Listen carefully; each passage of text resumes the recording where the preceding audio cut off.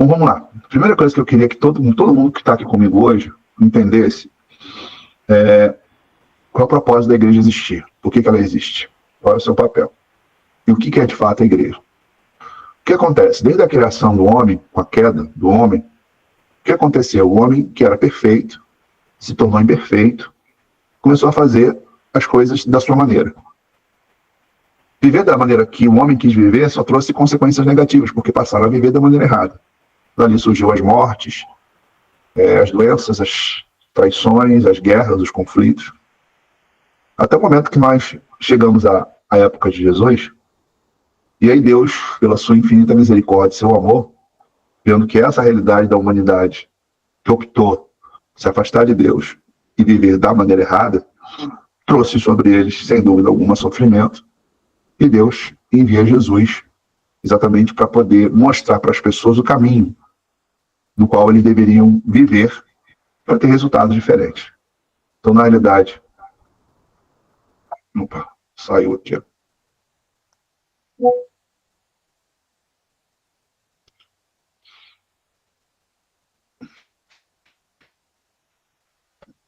Então, na realidade, Deus nos amou e decidiu, para ajudar o ser humano, para tirar o ser humano desse caminho de sofrimento, Deus decidiu, então, enviar Jesus para que Jesus mostrasse o caminho de como deveríamos viver para que pudéssemos ter resultados diferentes. Por isso que ele disse, eu sou o caminho. Quando ele diz eu sou o caminho, é como eu tenho que viver para que eu possa viver com vida e ter vida em abundância e ter vida eterna. Vê que Pedro, quando ele prega aqui, diz assim, salvai-vos dessa geração perversa. Então, na realidade, qual era a condição do homem? Já estavam perdidos totalmente, como a humanidade hoje ela é perversa. Né? Se as pessoas se traem, se maltratam, se ferem, se magoam, a humanidade hoje ela está entregue realmente à perversidade. Só que o que aconteceu? Quando Jesus ele veio e traz essa proposta, ele cria um processo para que isso fosse realmente implantado na vida do ser humano. E que processo é esse? Primeiro é ensinar a forma certa. Qual é a forma certa de se viver? Por isso que ele começa o seu ministério com o Sermão do Monte. Por quê? Porque ali ele foi ensinar no alto da montanha aos seus seguidores a maneira certa de viver.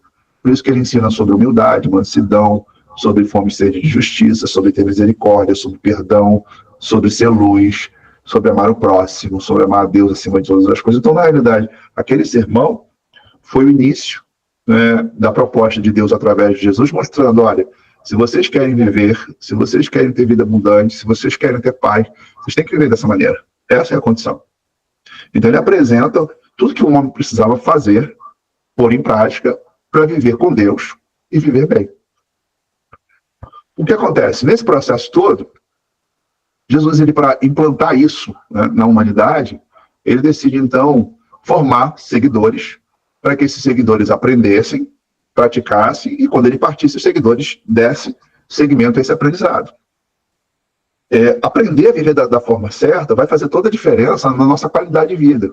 Por exemplo, a gente olha para o mundo hoje e a gente percebe que as pessoas elas têm uma série de comportamentos que são prejudiciais para elas mesmas.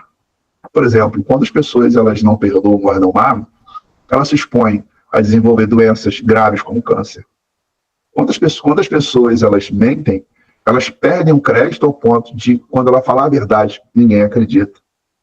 Quantas pessoas elas são explosivas por causa do seu estado de agressividade, ela destrói a família, porque causa muitas vezes bloqueio, revolta com os filhos, acaba com os casamentos, expõe você ao risco. Quantas histórias de pessoas por causa da raiva perderam a vida no trânsito, por causa de uma discussão tirou a vida do próximo.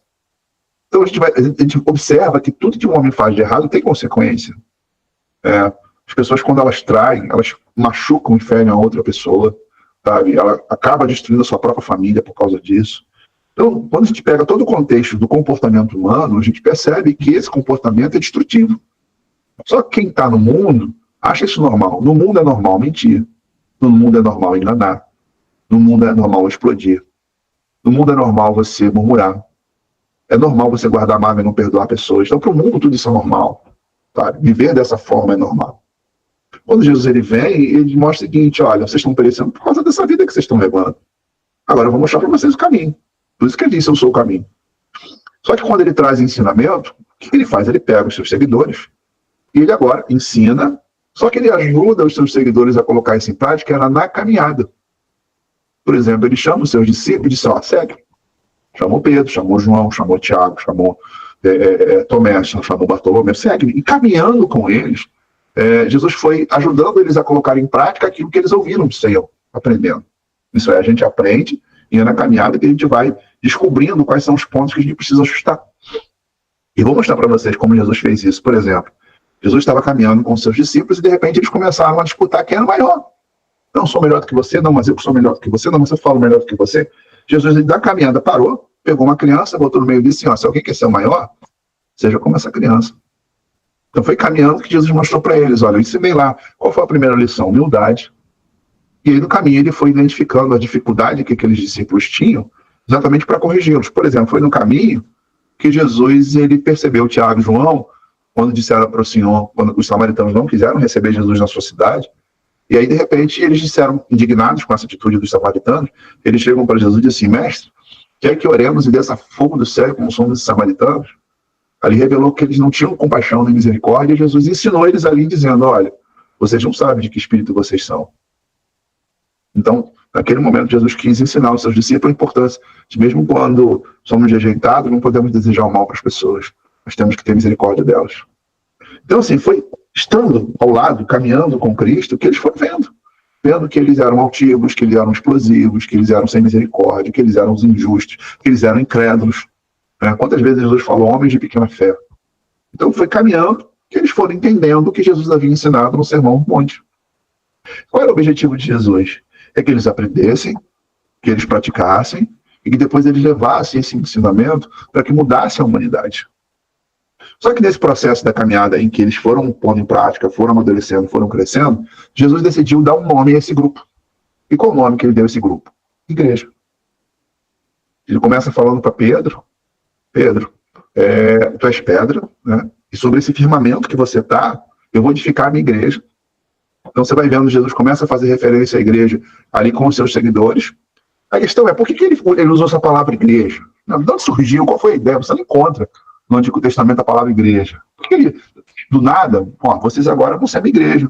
Quando Jesus ele diz para os seus discípulos, quando o irmão tiver um problema com o outro, tenta tratar sozinho. Se esse irmão não ouvir, chama testemunhas. Se ele não ouvir as testemunhas, leva a igreja. Se não ouvir a igreja, considera publicano e pecador. Quem falou isso? Jesus. Então a gente vai encontrar Jesus ele fazendo referência à igreja, mas por que ele fez a referência? De onde surgiu esse nome? Bom, para vocês entenderem, antes da vinda de Jesus, e antes do império, na época, que era um governo global, que era do governo dos romanos, havia sido, antes dos romanos, houve uma outra governabilidade que era dada pelos gregos, né? Os gregos tiveram um chamado Império Mundial. Eles tinham uma cultura de, nas cidades, reunirem os governantes, e eles tinham que escolher as pessoas que eram mais idôneas da cidade para montarem um conselho. Então, quando eles tinham que tomar uma decisão, eles mandavam procurar quem eram as pessoas mais honestas, mais corretas, mais idôneas, mais respeitadas na cidade para fazer parte do conselho. E ele chamava essas pessoas. E essas pessoas, juntamente com o governante das cidades, da Grécia, elas tinham que tomar, né, as decisões que era melhor para a coletividade, para todo o povo. E o nome que era dado a essas reuniões era igreja. Então, na cultura dos gregos, o que era a igreja? A igreja era um grupo de pessoas que tinham uma vida exemplar, que estava ali para influenciar aquela sociedade. Quando Jesus ele chama os seus seguidores, ele dá o nome da igreja, possivelmente um dos grandes propósitos dele naquela hora é mostrar para os seus seguidores assim, vocês existem para vocês serem um modelo, um exemplo, a referência para influenciar a sociedade, para influenciar as comunidades onde vocês estiverem. Então a mentalidade deles era formar um grupo de seguidores, para que esse grupo de seguidores estivessem reunidos e conseguissem influenciar a sociedade. E é muito interessante, por quê? Porque, na realidade, você pôr em prática os ensinamentos de Jesus sozinho é muito mais difícil. É muito difícil. Mas se torna muito mais fácil quando você faz isso em grupo. Isso é, todo mundo que vive em grupo, em algum tipo de grupo, é influenciado pelo grupo. Por exemplo, talvez você já ouviu aquela história de um jovem que era muito bom, começou a andar com os maconheiros e virou o quê? Maconheiro. Né? Filho da minha vizinha é um excelente rapaz, começou a se misturar com os meninos que não prestam, ficou igualzinho a eles. significa que existe sim uma influência coletiva sobre quem faz parte de um grupo. Então, se você está em algum grupo, possivelmente você é influenciado para aquilo, para ter um comportamento parecido. Isso é quase que inconsciente. Você acaba sendo induzido a desenvolver os hábitos, os costumes, as práticas.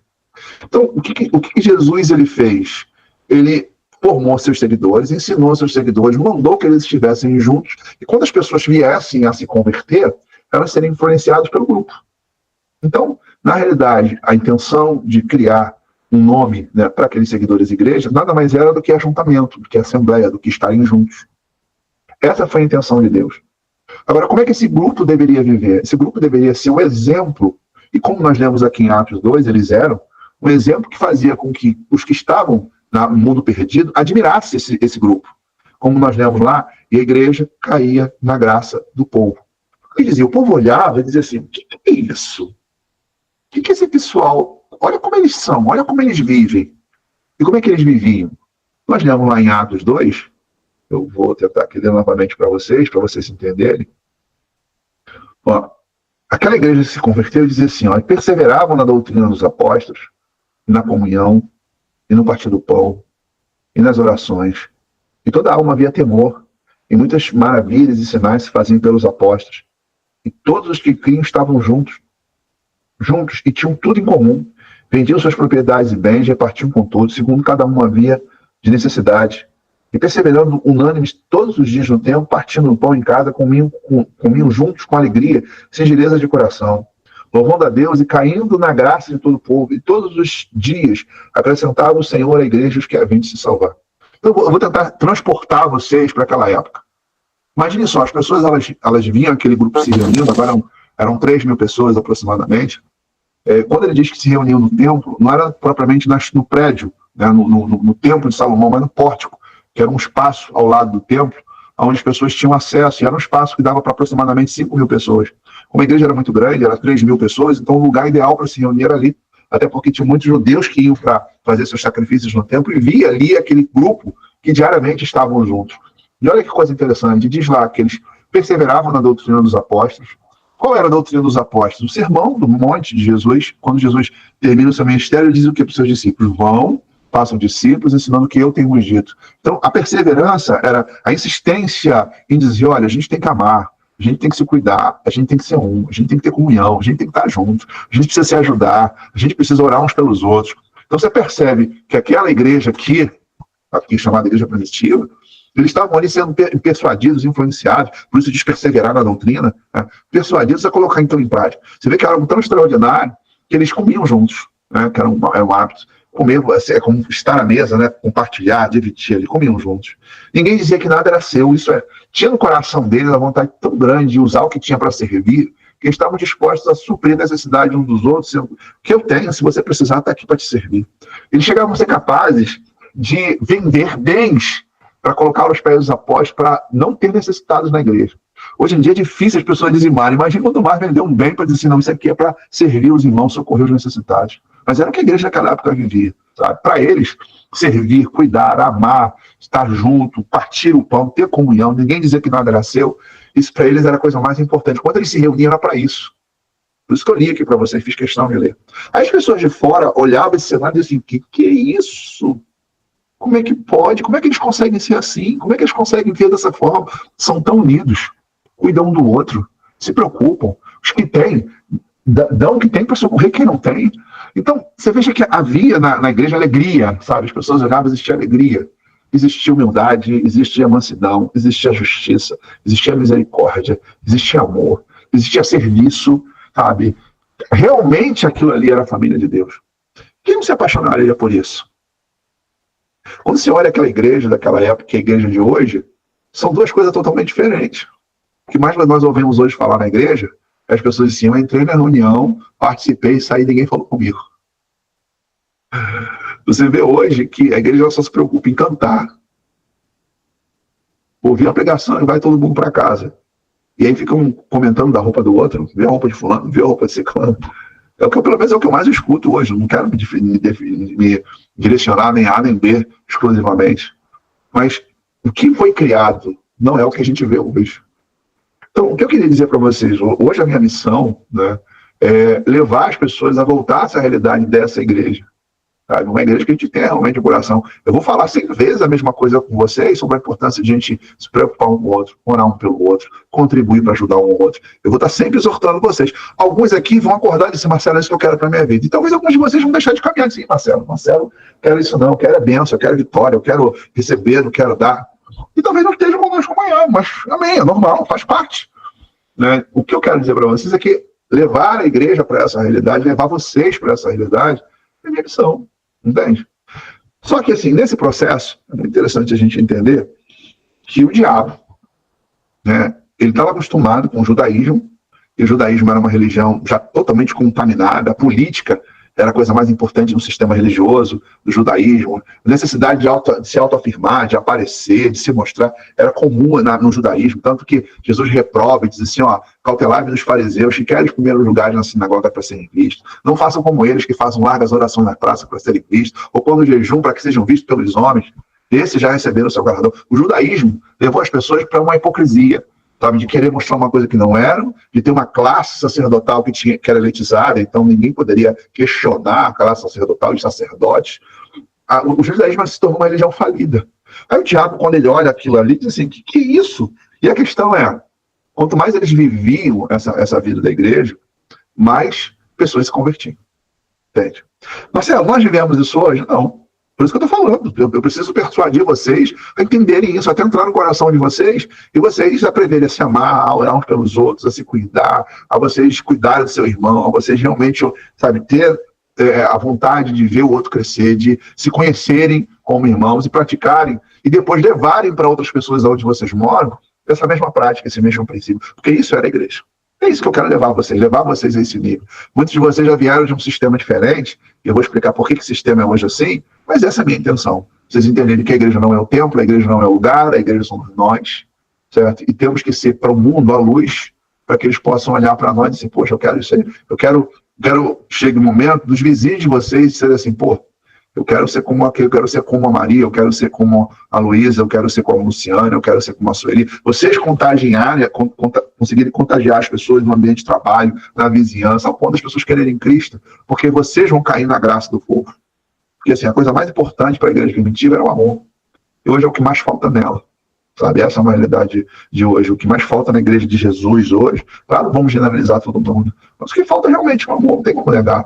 As pessoas gastam tempo murmurando, falando mal uma das outras, criticando uma das outras, punindo, disciplinando. Você expõe alguma coisa lá no púlpito, lá o pastor vai lá e vomita lá na frente para todo mundo, te expõe publicamente. E eu sei disso porque eu passei por vários segmentos denominacionais, e o que mais vi foi exatamente esse tipo de prática, desde os líderes aos colaboradores que pregavam muitas vezes e não viviam isso. Só que o que acontece? O diabo olhou para isso e disse, tem um único jeito de a gente resolver parar esse grupo perseguindo. Então o que o diabo fez? Ele passou 300 anos, mas perseguindo mesmo.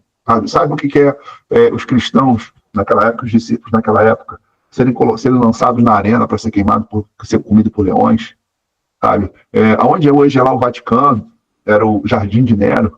Você sabe como o Jardim de Nero ele era alumiado à noite com tochas humanas? Sabe quem eram essas pessoas? Eram os discípulos. Mandavam prender, amarravam em tochas, acendiam durante a noite para que o Jardim de Nero tivesse iluminação. Vários cristãos foram presos, mortos, massacrados. Então o diabo ele entendeu o seguinte, olha, eu tenho que parar esse povo, eu tenho que parar eles não podem viver isso aí, eles não podem viver essa realidade. Por quê? Porque o diabo é um ser legalista, ele precisa dos nossos erros para atuar na nossa vida. Ele não tem poder sobre a nossa vida se a gente não estiver na prática do pecado. Entende? Se a gente está na prática do pecado, ele tem legalidade. Ele tem legalidade quando a gente murmura, ele tem legalidade quando a gente mente, ele tem legalidade quando a gente se prostitui, ele tem legalidade quando a gente engana. Ele tem sim. Mas se você abandona isso tudo, ele não tem como entrar na tua vida. Então o que ele começou a fazer? Começou a perseguir. Só que assim, a estratégia do diabo, que foi a perseguição, os primeiros 300 anos da igreja, ela não deu certo. Por que não deu certo? Porque quanto ele mais perseguiu, mais ela cresceu. E por que a igreja cresceu? Porque mesmo com a perseguição, o estilo de vida da igreja é o que o mundo não tinha e encontrava nela. O que eu quero dizer? Eu como terapeuta, eu atendo gente todo dia. Tem outras pessoas que são terapeutas, que a Maria Olegário também, hoje ela é terapeuta também. O que mais a gente ouve das pessoas é que elas estão sofrendo porque em algum momento da vida elas não foram amadas. Eu tendo uma paciente, ela vai me contar uma história da mãe que não amou ela quando era criança, do pai que também abandonou e nunca mais voltou, do marido que traiu. O que mais a gente escuta são pessoas que dizem assim, eu tenho depressão, eu tenho ansiedade. Quando eu vou ver na amnésia, o contexto dela, o que elas não tiveram? Amor em algum momento da vida. E aí o que acontece? O que elas mais precisam é se sentir amadas. É o que as pessoas precisam. O ser humano, ele não consegue viver bem sendo rejeitado. E aí, mesmo com a perseguição da igreja, o que a igreja tinha para oferecer para essas pessoas? Os que os pais, os maridos, os filhos não conseguiam. A igreja tinha amor para oferecer. Acolhia, abraçava, servia, se preocupava. Quem não queria isso? Então é o seguinte, poderia ser lançado entre os leões, mas a vontade de se sentir amado era muito mais forte, levava as pessoas a quererem, a fazer parte da igreja de Jesus. E por isso que ela cresceu ao ponto de algumas cidades, na época do Império Romano, aproximadamente 60% dos habitantes se tornarem discípulos, se converterem. Porque é isso que ela queria. Quando nós, amados, quando nós realmente o amor de Deus for derramado no nosso coração, e a gente olhar as pessoas não mais com crítica, não mais com indiferença, nem com frieza, quando Deus derramar o amor dele sobre nossos corações ao ponto de a gente conseguir entender o sofrimento do próximo, e a gente se doar de alguma forma para poder se revir, cuidar, nós vamos ver realmente muitas pessoas se convertendo. Porque a gente tem o que elas não têm, é o amor de Deus. E se a gente não consegue amar dessa forma, é porque Deus não habita em nós. Porque Deus é amor. Uma vez eu fui confrontado com isso, eu estava lendo um livro, eu estava vivendo um momento difícil, e nesse momento difícil, eu não estava conseguindo amar. E aí quando essa palavra, que eu ouvi do escritor, ele falando, olha, Deus é amor. Se você não ama, então Deus não habita em você. Quando a gente conseguir chegar a esse nível, e claro, assim, a gente não vai conseguir amar todo mundo, a gente consegue amar quem está próximo, sabe? A gente consegue amar um marido problemático, um filho problemático, a gente consegue amar um pai problemático, a gente consegue amar um vizinho problemático. Quando a gente chegar a esse nível, a gente vai ver muitas pessoas se converterem. Por quê? Porque a gente tem o que elas não têm. A questão é que a gente precisa transbordar. Tá? A gente precisa fazer com que o que está sendo falado aqui arda no coração de vocês, ao ponto de vocês entenderem que amar a Deus é amar as pessoas. Certo? Cuidar das pessoas, é servir as pessoas. Isso é amar a Deus. Cantar e dizer, Deus, eu te amo, para Deus não tem valor nenhum. Quando você abraça alguém, você socorre alguém, você serve alguém, você chora com alguém, você se preocupa com alguém. Aí sim, Deus está em você. Aí sim, você está amando o Senhor da maneira certa. E assim, quando eu estou falando isso para vocês já devem ter ouvido mensagens sendo pregadas, como, por exemplo, quando Jesus fala em Mateus 25, lá, ele diz assim, olha, vinde benditos de meu Pai, tive fome, me deste de comer, tive nu, me vestiste, estive doente, foste me visitar. E ele diz, mas Senhor, quando nós fizemos isso? Quando fizeste a um desses pequeninos irmãos, fizeste a mim. É isso que Deus espera da nossa vida. Aí o que acontece? A igreja foi perseguida, e chegou um momento que o diabo percebeu que essa estratégia não estava dando resultado. Então o que ele faz? O diabo decide mudar a estratégia contra a igreja. E qual a estratégia dele? Já que eu não consigo destruir, quanto mais eu percebo, mais estou perseguindo, mais ela cresce, quanto mais eu jogo gente na arena para ser comido por leões, mais crente se converte, quanto mais eu crucifico, eu penduro, eu mato, eu prendo, se prolifera, qual a conclusão do diabo? Essa estratégia não funciona. Então vamos mudar a estratégia. Então qual foi a segunda estratégia do diabo? Parar de perseguir para contaminar a igreja. E como é que ele fez isso? Um imperador chamado Constantino, 313 depois de Cristo. Ele decide agora oficializar o cristianismo como a religião do Estado. Agora o Estado romano seria um Estado cristão. E aí, assim, aparentemente, parecia ser uma vitória da igreja, mas na verdade foi a derrota da igreja. Parcialmente uma grande derrota. Por quê? Porque quando o imperador ele tomou essa decisão, ele começou a influenciar a igreja de uma forma que ela não deveria ter seguido esse caminho. Por exemplo, a mãe do imperador, se não me falha a memória, acho que é Helena o nome dela, ela foi para Jerusalém e começou a construir templos para os cristãos. E usou os lugares que eram considerados onde houve manifestações, como o lugar da ressurreição de Jesus, o lugar da crucificação, e mandou construir templos. E alguns templos que eram pagãos, os sacerdotes pagãos foram destituídos e eles foram entregues à igreja. Então, uma das grandes ações do Império Romano nessa época era tirar a igreja do convívio familiar das casas, dos lares, e levá-los para fazer grandes ajuntamentos nas estruturas, no qual posteriormente passou a ser chamado de quê? Igreja. Isso aconteceu 300 anos depois. Até os 300 anos depois de Cristo, a igreja ela não tinha um prédio sequer. Ela não tinha uma estrutura para ela. A igreja cresceu, multiplicou em amor, em graça, em cuidado, sem um tijolo. Aí que vem o Império Romano, ele tomou uma decisão de assim, vamos colocar agora aqui uma estrutura para a igreja. E a igreja deixou de ser as pessoas e passou a ser o lugar. E eles começaram a manipular, intencionalmente ou não, manipular vários conceitos sobre a vida da igreja, e por isso a igreja ela foi se perdendo. Por exemplo, no judaísmo, a adoração ela era um ritual. Então, para alguém adorar a Deus, as pessoas precisavam entender que elas tinham que ir para um lugar. E nesse lugar elas iam prestar-lhe uma liturgia, um ritual, um sacrifício de animais. Isso era adorar a Deus. Uma certa mulher pergunta para Jesus e diz assim, mestre, samaritano, alguns de vocês devem conhecer essa passagem, onde é o lugar onde nós devemos adorar? É aqui nesse monte onde o nosso pai Jacó cavou esse poço? É lá em Jerusalém, onde vocês, judeus, dizem que é um lugar de adoração. Aí Jesus diz assim, olha, é chegada a hora que os verdadeiros adoradores não vão adorar nem nesse monte e nem em Jerusalém. Os verdadeiros adoradores adorarão o Pai em espírito e verdade. E sabe o que Jesus quis dizer? A palavra que ele usou ali, adorar, no grego significa latreia. Ele quis dizer o seguinte, adoração agora é um serviço. A palavra latreia significa, o conceito da palavra é servir como escravo. Então Jesus disse, a adoração não é mais um ritual, a adoração é um serviço. Quando você serve a Deus, você se torna um adorador. Então, quando Jesus, naquele momento, ele quis dizer, ele expressou para aquela mulher, para quem depois teria acesso a esse conhecimento, como nós temos até hoje, a adoração não tem a ver com liturgia, tem a ver com estilo de vida. Aí o que acontece? A igreja daquela época, o Império Romano entrega, né, as estruturas para a igreja, a adoração passou a ser um ritual, onde as pessoas tinham que ir para um lugar para ali adorarem a Deus. Nesse processo todo de igreja, se instituiu novamente o que Jesus tinha destituído, que era uma classe sacerdotal.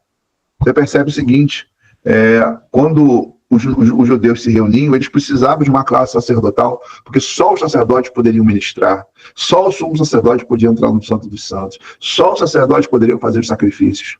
Quando Jesus ele vem, ele institui um outro sacerdócio, que era uma nova liderança, no qual ele diz que agora o sacerdote seria um sacerdócio real, um sacerdócio que não veria da linhagem dos levitas, mas da linhagem de Melquisedeque. Então ele diz o seguinte, olha, agora eu vou constituir uma igreja sacerdotal. Pedro ele fala sobre isso quando ele diz assim, olha, que o Senhor, né, Pedro escreve em uma das suas cartas, uma memória, acho que é 2 Pedro 5,9, ele fala lá que nos fez povo santo, sacerdócio real, geração eleita. Aí depois Apocalipse, lá em João capítulo 1, verso 5 ou 6, ele fala, e ele nos fez reis sacerdotes. E está dizendo o seguinte, ó, deixamos de ter uma classe sacerdotal para ter uma igreja sacerdotal, onde todos terão agora o Espírito Santo, onde todos serão instrumentos de Deus para essa geração perdida. Com agora a instituição do Império Romano e a transformação novamente, a restauração de práticas que o judaísmo já tinha, a igreja passou a ter um lugar para se reunir, a igreja passou a ter uma liderança específica do qual eles eram os únicos que poderiam fazer. É só nós vemos nos dias atuais o que a gente percebe. A gente percebe que você hoje, você não pode batizar, você não pode fazer uma ceia em casa. Por quê? Porque precisa do sacerdote. Se o pastor não estiver lá para fazer, se você fizer, se batizar alguém, você vai ser penalizado. Eu me lembro que quando eu ensinei isso para os irmãos lá no Ceará, os irmãos começaram a levar os novos convertidos para batizar e postavam nas redes sociais. E assim, os religiosos da cidade começaram a perseguir nossos irmãos. Como é que pode? Vocês batizando, só quem pode batizar é o pastor. E os irmãos falavam assim, mas aonde, à luz da Bíblia, que você diz isso? Vocês não tinham argumento, mas tinha um conceito de que só os pastores poderiam fazer isso. Então, o que aconteceu com a igreja? Durante muitos anos, a igreja ela se contaminou. Isso é, a igreja deixou de ser as pessoas, passou a ser o lugar, a adoração deixou de ser o nosso serviço, passou a ser uma liturgia, um ritual, onde as pessoas vão para a igreja para adorar a Deus, vão para a igreja para cultuar a Deus. Deixou de ser a vida, mas sim um momento. E aí isso começou a descaracterizar a igreja, onde a coisa mais importante, que era o ser humano, deixou de ser tão importante para outras coisas ter prioridade. Como se tem hoje. A gente vê aí templos faraônicos que são construídos, estruturas gigantescas que são feitas, e o mais interessante, você vê que está tão contaminado na vida dos irmãos, e daqui a pouco eu vou interromper, vou deixar vocês falarem, anotem as dúvidas que vocês tiverem, que se a gente chegar hoje numa reunião e disser assim, irmãos, Precisamos de 50 sacos de cimento para construirmos aqui o prédio da igreja. Eu tenho certeza que qualquer grupo de 200, 300 pessoas, 50 sacos de cimento saem à noite.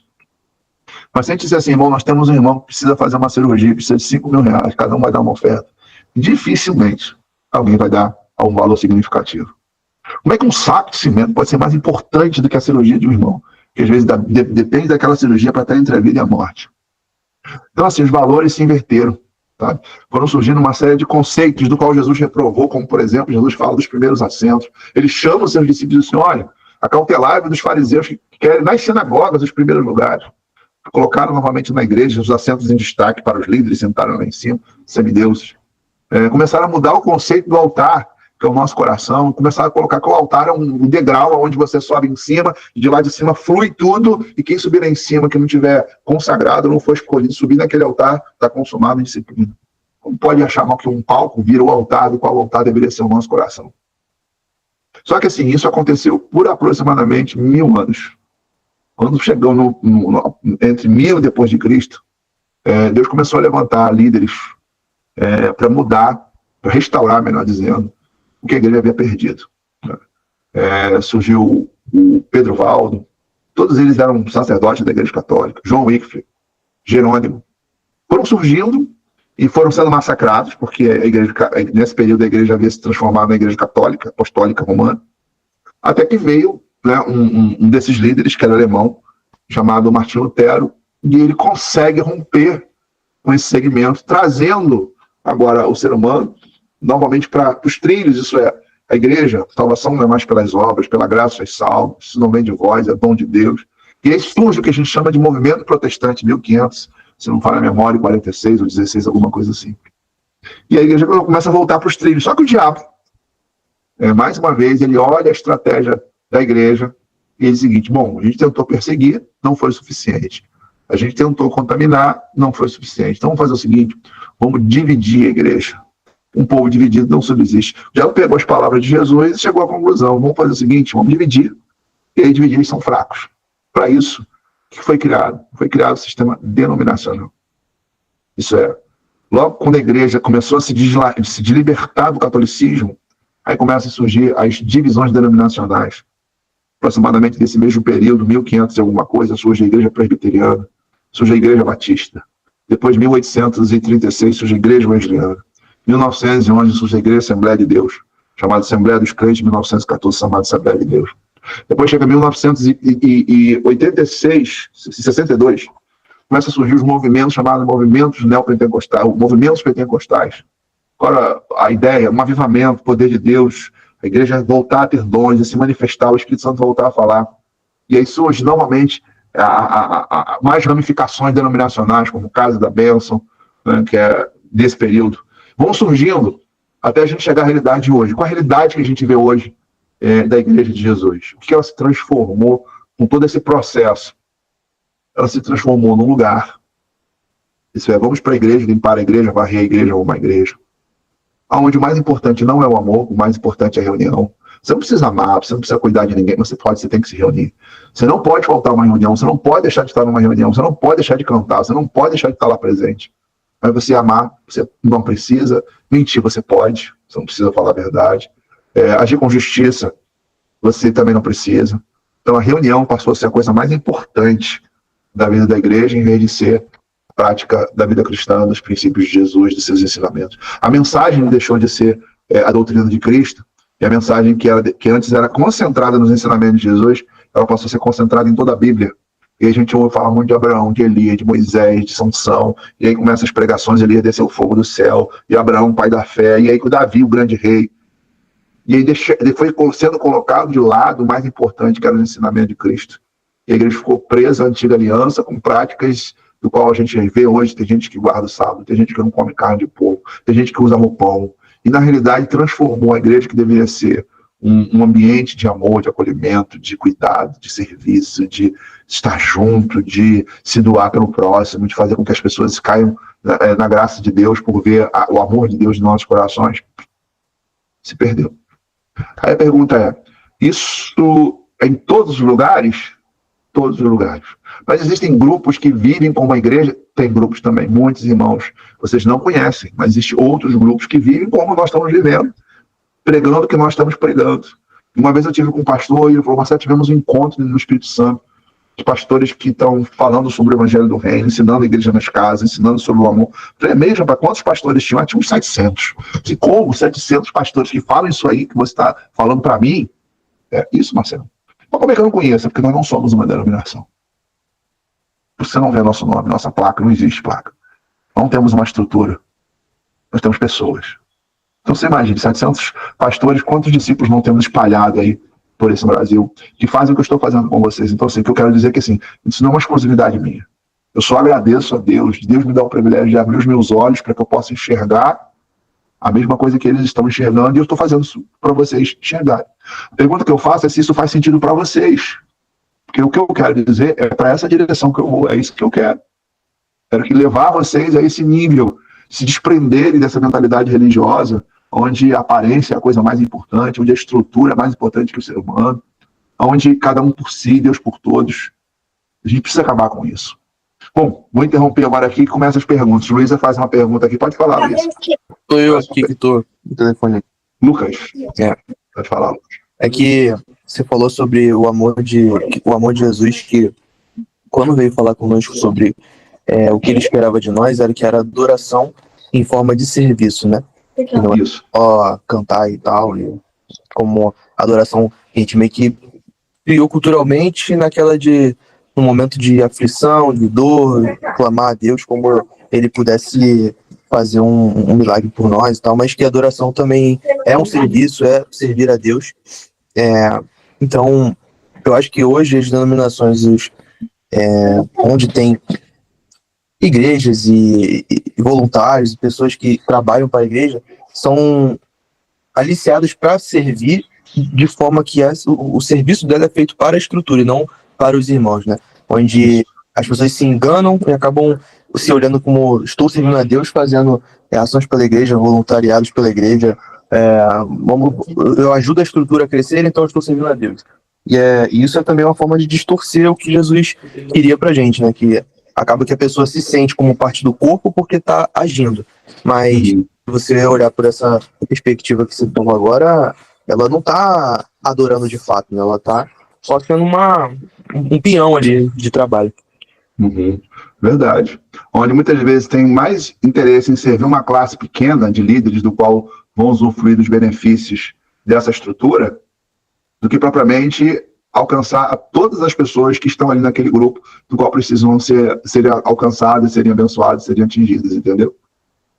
Eu sei que assim, muitas dessas pessoas elas têm boa fé, estão ali também intencionadas, que amam o Senhor, mas estão servindo o Senhor da maneira errada. Não é isso que Deus espera delas. O que Deus espera delas é uma outra coisa. É onde a gente vê as pessoas, às vezes, na igreja sendo alguém, na igreja sendo uma pessoa e fora sendo outra. Na cabeça deles, estar ali, fazer algum serviço, é o que Deus quer da vida deles. E quando sai daquele ambiente, eles têm uma mentalidade totalmente distorcida. Eu lembro muito de ter experiência em uma outra igreja que eu frequentei um tempo com a minha mãe, de ter os voluntários da igreja, todo mundo sempre age para os serviços da igreja comum, né, que todo mundo conhece, mas tinha também semanalmente um momento de evangelismo, assim, e você vê a distância de desempenho das pessoas, né, a performance, a vontade de agir, quando está fazendo algo que é para o pastor, que é para o diácono, que é ali para um serviço a pedido de alguém, para resolver alguma coisa, agilizar alguma coisa, ajudar de forma financeira por algo, para a igreja, para comprar um telão, para comprar uma bateria, para fazer algo assim, e a outra no evangelismo, que é realmente trazer para os seus perdedores, falar do amor de Cristo para outras pessoas, aquela falta de vontade, vou ali porque é o dia de fazer, aí vai lá, conversa, oi, meu irmão, você conhece Jesus? Fala, não, tá, fala com 3 pessoas, já está satisfeito e volta para dentro, entendeu? É muito gritante como que a gente precisa abrir os olhos das pessoas que às vezes amam a Deus, estão dentro da igreja, mas são tão engessadas com essa narrativa de que amam através de serviços da igreja, que estão perdendo os olhos de Deus para elas, né? Não vai dar o galardão dele por conta disso, que você arrumar as cadeiras no final do culto. Verdade, é isso mesmo. Alguém mais quer comentar alguma coisa, compartilhar alguma coisa? Paulo. Eu acho que a questão do serviço, né, e do amor, você percebe isso que muitas das vezes, até dentro da própria casa, né, as pessoas elas dão prioridade em servir mais na igreja do que servir mais em casa para os seus, para o marido, para os filhos, para a mãe, para o pai. Então a gente vê isso que as pessoas elas saem, vão para o culto, falam que servem a Deus, mas dentro de casa não há um esforço em honrar, por exemplo, a esposa, honrar o marido, reverenciar o marido, honrar os pais, né, os filhos, se submeterem aos seus pais, honrar os seus pais, assim. Então, se dentro de casa, eu sempre falo para as pessoas, quando eu estou discipulando, eu falo assim, se você conseguir cumprir o que Jesus falou dentro de casa, fielmente, você serve a qualquer um. Porque mais difícil é você ver servir dentro de casa, porque você, na frente de uma pessoa, demonstrar ali um certo amor, demonstrar um certo, uma certa misericórdia, a pessoa não te conhece. Agora, quando dentro de casa, não, você é o que você é. Não tem como você fingir. Então, se você não consegue viver isso dentro de casa, você não vai conseguir realmente viver isso na íntegra fora. Não tem mais. E eu acho que nosso as nossas primeiras ovelhas é dentro da nossa casa. Eu lembro que, assim, eu quando me converti, eu passei por um processo, assim, de muito confronto, né, de Deus na minha vida, e o Espírito Santo me confrontando. Então, foi difícil, porque você começa a perceber que você não ama de verdade ao seu próximo como você pensa que ama. A Bíblia não fala, o amor de Deus não se ira, e às vezes a gente se ira dentro de casa. O amor de Deus não age em ciúme, às vezes esposas que são ciumentas com o marido com as suas esposas.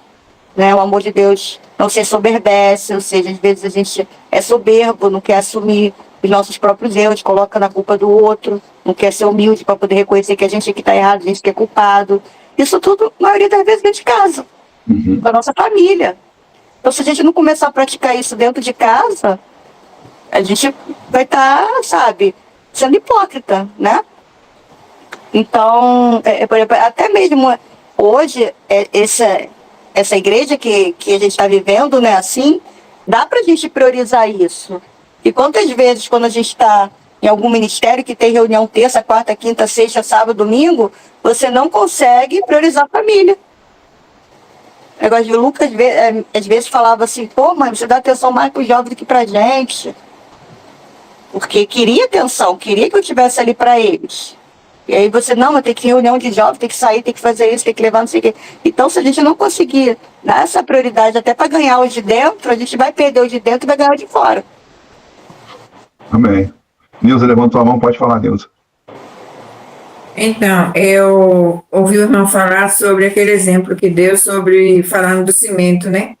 Eu já presenciei por um valor bem mais baixo, que foi meu filho, meu filho já estava até afastado e me chamou a atenção. Falou, manhã, lá na congregação tem uma pessoa que está precisando de uma medicação, inclusive perguntou se eu podia vender para ele pagar todo final de mês. E não é uma medicação barata, a congregação deixou de fazer essa campanha? Eu falei, eu não sei, meu filho. Aí ele disse, e eu disse para ele que esse mês eu vou dar para ele. Ele chorou, falou por eu estar fora da igreja. Eu falei assim, eu não sabia. Aí, quer dizer, enquanto estava tendo uma programação de mudar os arranjos da congregação, né? Aí, quando ele me falou, eu chamei alguém lá e falei, né? A gente não sabia, então quer dizer, por que não sabia? Porque não dá atenção a essas coisas, né?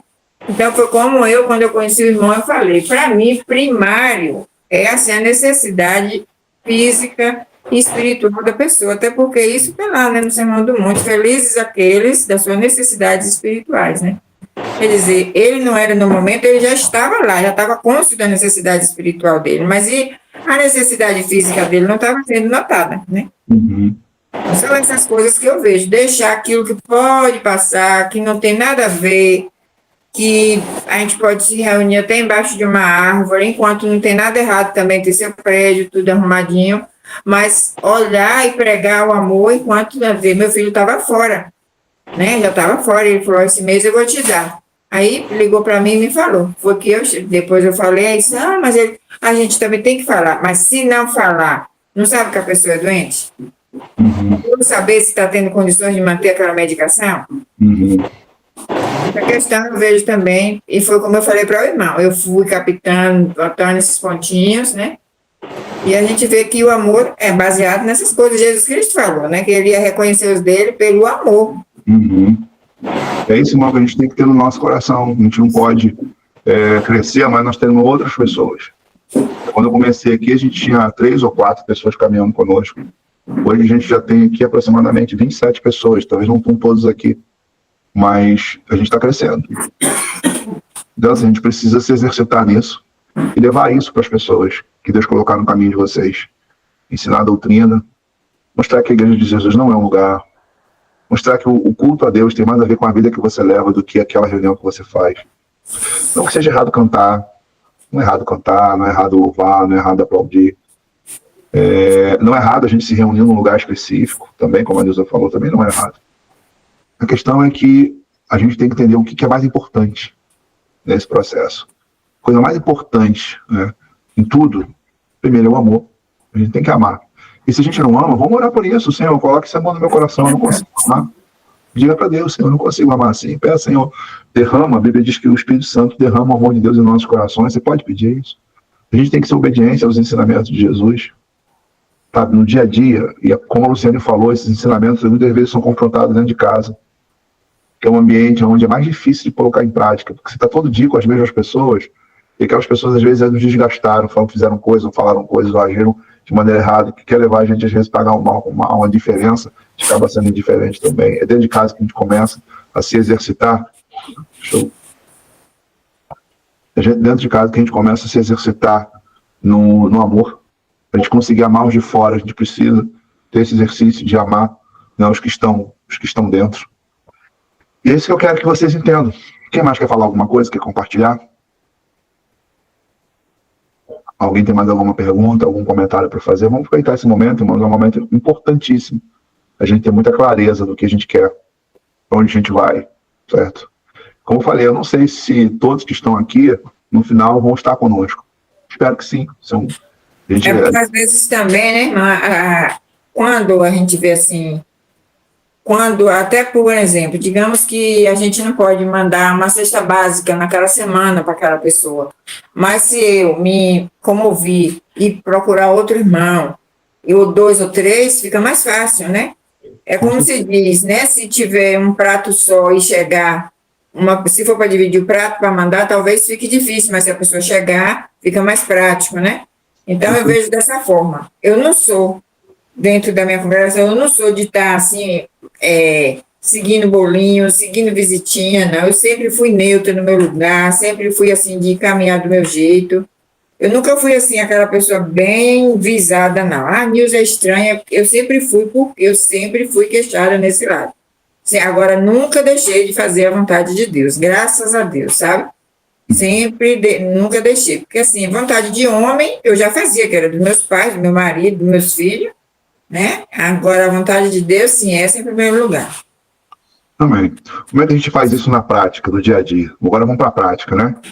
É muito bonito tudo isso que a gente está falando aqui, mas como é que a gente coloca isso na prática?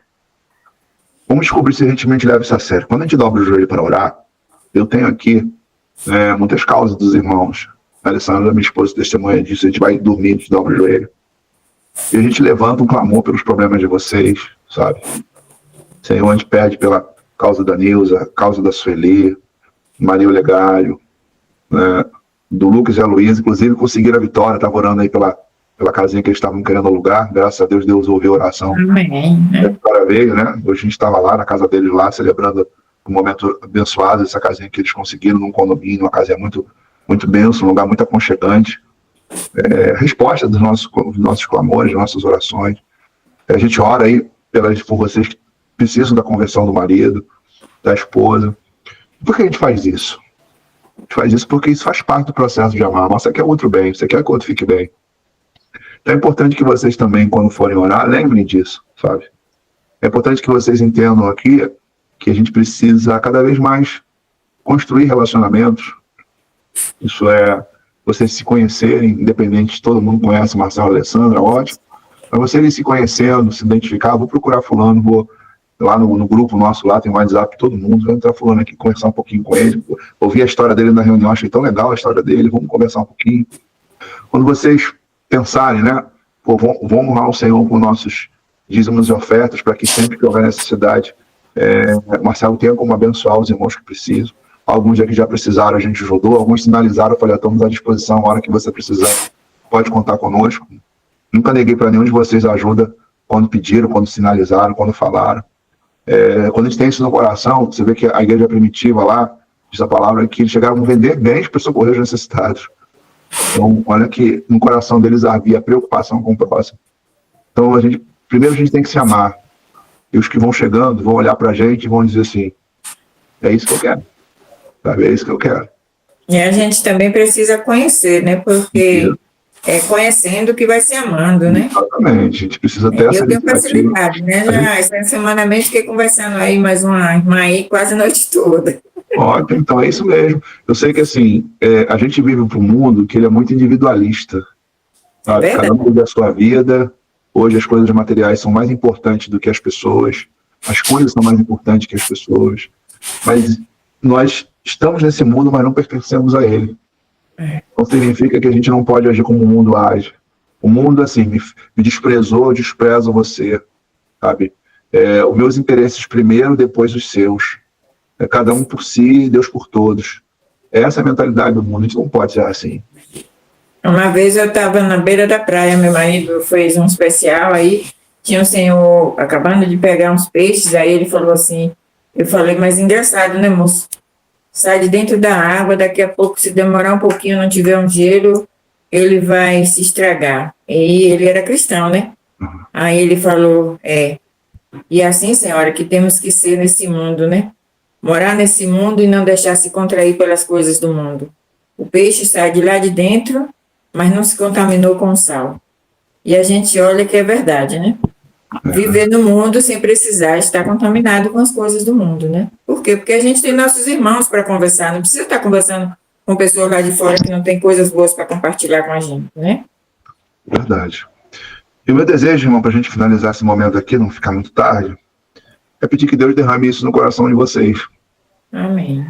Se a gente conseguir se desprender da nossa religiosidade, entender que a coisa mais importante é o amor, que o nosso maior culto é a nossa obediência, que a prática dos nossos ensinamentos começa dentro de casa, que a gente precisa construir relacionamento uns com os outros, nós dobrar o nosso joelho, lembrar dos nossos irmãos e colocar, sabe, o nome deles nos pés do Senhor, chorar com os que choram, se alegrar com os que se alegram, que a gente tenha uma vida realmente de obediência, sabendo que é a sua obediência no dia a dia, de tudo que vocês já estão aprendendo com a doutrina de Cristo. Todos vocês aqui passam por um discipulado individual, uns estão mais à frente, outros estão mais atrás, mas todos vocês estão sendo ensinados a entender que assim, eu não estou vendo o que vocês fazem durante o dia, mas Deus está. Com certeza. Ele está vendo, vocês obedecem não por causa de fazerem parte do grupo do Marcelo, mas vocês obedecem porque vocês amam a Deus. Jesus disse, aquele que tem meus mandamentos e os guarda, esse é o que me ama. Muitas vezes a gente é tentado fazer a coisa contrária, ninguém está vendo. Ninguém está vendo você quando está na internet, ninguém está vendo você quando você é contrariado por um vizinho, ninguém está vendo quando você tem os seus recursos e não separa o que é do Senhor, o seu dízimo, a sua oferta. Mas Deus está vendo tudo. E a gente precisa entender isso. Se você ama a Deus, se você ama realmente o Senhor, você vai estar empenhado em querer trazer novas vidas para Cristo. Esse é o nosso objetivo desses nossos últimos encontros, é ensinar vocês a levar o Evangelho, e isso aqui tem a ver com levar o Evangelho. Sabe? Quando a gente começar a amar as pessoas e querer que elas venham para o Senhor, quando a gente começar a servir mais as pessoas, quando a gente for menos materialista e for mais solidário, quando a gente entende que a gente tem que dobrar o joelho, lembrar dos nossos irmãos, Marcelo, não lembro de todo mundo, mas todo mundo que você lembra, você vai lá e ora, chora, intercede, clama e pede. Quando você tenta construir relacionamento com os irmãos, do qual você ainda não conhece aqui, mas está lá no grupo, vou entrar em contato, essa semana eu vou procurar a Lena, para conhecer um pouco a Lena, vou procurar o Legário para conhecer um pouco o Legário, vou procurar o Luciano, não sei, eu queria te conhecer, vamos ter um tempinho para a gente conversar, ter um momento de comunhão com esses irmãos, a Marta, a gente ter essa aproximação, de entender que, como Jesus disse para os seus discípulos, vocês são irmãos, vós sois irmãos, que disse foi Jesus. Quando a gente tiver isso arder no nosso coração, de a gente querer agradar a Deus nas pequenas coisas, nas pequenas ações, nas pequenas atitudes, de querer demonstrar que a gente ama o Senhor, amando as pessoas que estão próximas, pensando dentro da nossa casa, como disse a Luciane. É isso que Deus quer da nossa vida. Isso é o que, na verdade, está no coração de Deus quando se fala a palavra igreja. Finalizando, a igreja não é um lugar, a igreja não é uma estrutura, a igreja não é um prédio, a igreja não é uma liturgia, não é uma cerimônia. A igreja são pessoas que foram separadas para ser referência para a sociedade. Paulo, eu finalizo dizendo o que Paulo disse aqui, diz assim, sede meus imitadores, como eu sou de Cristo. Pergunta que eu faço para vocês, se vocês que estão aqui hoje poderiam também dizer a mesma coisa para as pessoas da sua região aí, da sua vizinhança. Vocês poderiam dizer sim para as pessoas, assim, olha, me imitem. Minha vida é um exemplo a ser seguido, porque se vocês seguirem meu exemplo, vocês vão estar servindo a Cristo e seguindo a Cristo também. Pense nisso. Quando Paulo disse, sede meus imitadores, como eu sou de Cristo, ele trouxe uma grande responsabilidade. Ele disse para as pessoas o seguinte, olha, sigam, façam o que eu faço, vivam como eu vivo. Porque o que eu vivo é baseado no que eu aprendi com o Senhor e procuro imitá-lo.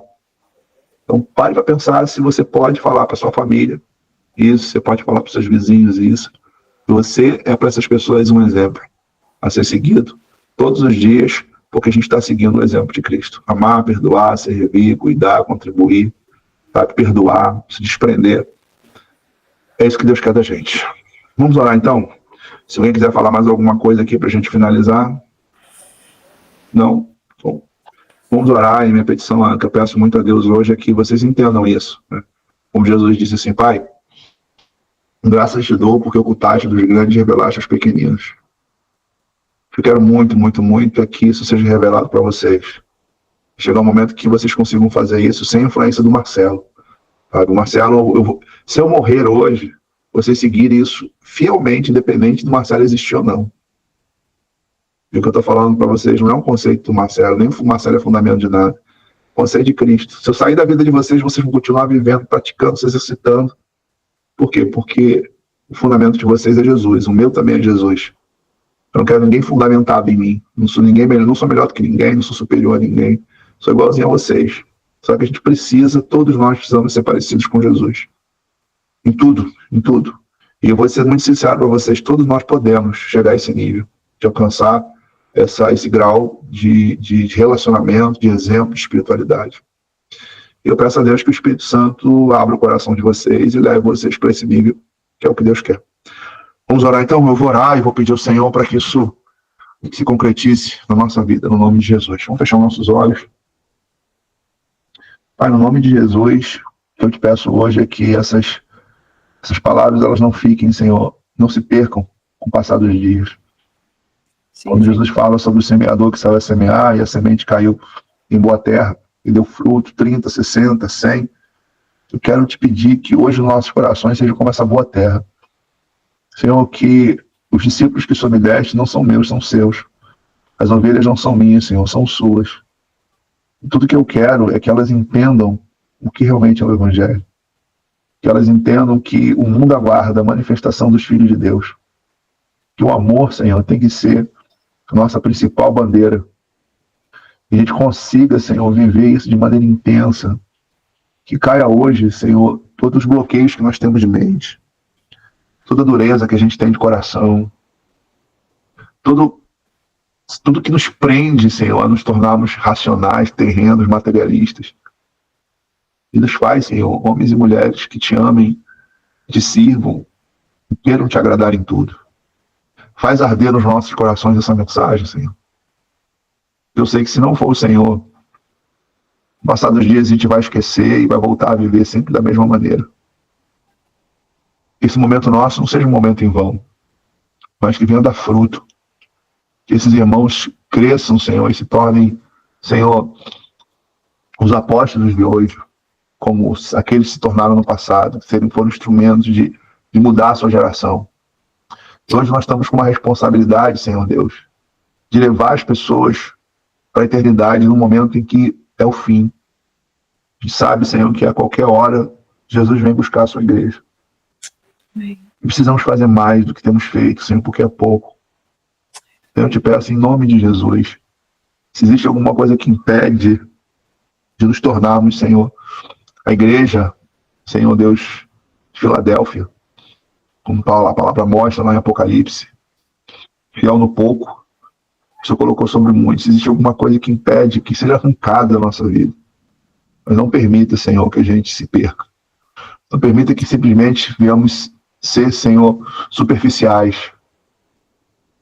Em nome de Jesus eu te peço hoje, transforma a nossa vida, Senhor, para que de fato possamos viver o reino de Deus. Que o Senhor nos ajude, nos fortaleça, que tenhamos no decorrer da semana, Senhor, a prática, que possamos viver intensamente esse evangelho, essa verdade do qual falamos hoje. Possamos levar a palavra de Deus aos perdidos, aos necessitados, aos que estão sem rumo. Em nome de Jesus eu te peço, eu suplico a ti. O Senhor venha abençoar, Senhor, os nossos irmãos, fazendo com que eles tenham uma semana de muita paz. É a oração que nós fazemos, Senhor. O Senhor nos abençoe nessa noite, em nome de Jesus. Amém. Amém. Amém. Glória a Deus. Deus abençoe vocês. Amém. A gente passou Amém. um pouquinho do horário, mas acredito que não foi em vão, né? A gente precisava falar um pouquinho mais sobre isso. Reflitam sobre tudo que a gente falou. Eu vou gravar essa mensagem aqui, já está gravada, né? Eu vou depois mandar para vocês. E quero que vocês entendam, né? A gente... Parando aqui a gravação.